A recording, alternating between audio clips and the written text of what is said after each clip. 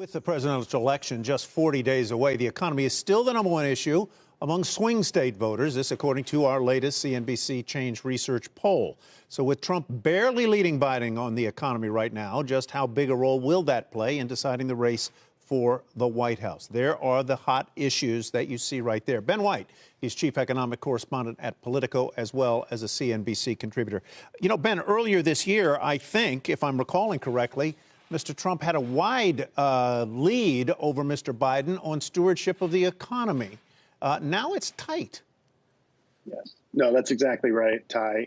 He had a lead in the double digits, something around 14%. He was ahead of Biden on who would be better to guide this economy. Obviously, that was pre-COVID-19. That's when we had a little bit faster growth. We had corporate tax cuts. We had markets rocking ahead. That lead has almost been totally evaporated in the wake of the COVID epidemic and obviously the massive economic slowdown that we've had. Markets did recover quite a bit, but that doesn't necessarily translate to how everybody feels about the economy. And I think, if you talk to people inside the Biden campaign, which I do, they are pretty excited about the fact that they have erased Trump's advantage on this, because that was his biggest issue, the thing that he was going to win on. I'm the guy who can keep this economy rocking, keep markets rocking, keep paychecks going up. And obviously, that hasn't happened, partly not his fault, partly you could blame some of the COVID response. But, as you've talked about in previous packages here, the economy did recover significantly over a couple of months, but it has kind of plateaued. Jobless claims, as you noted, are very high. Job gains have slowed down.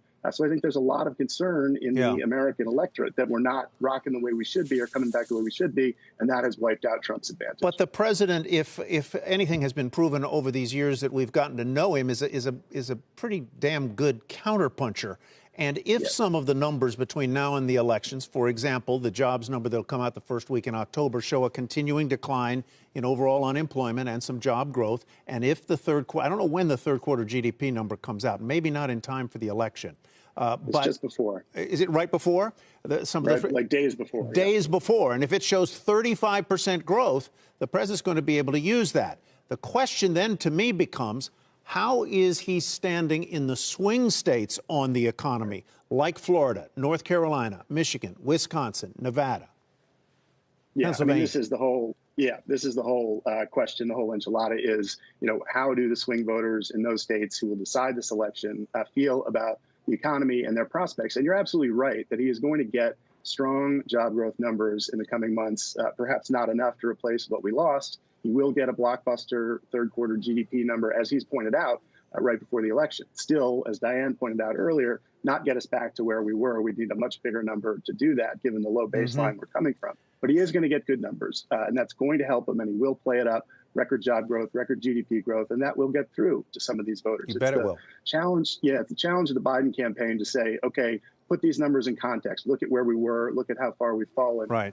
We haven't come back enough. But if there is an October surprise, it would be that.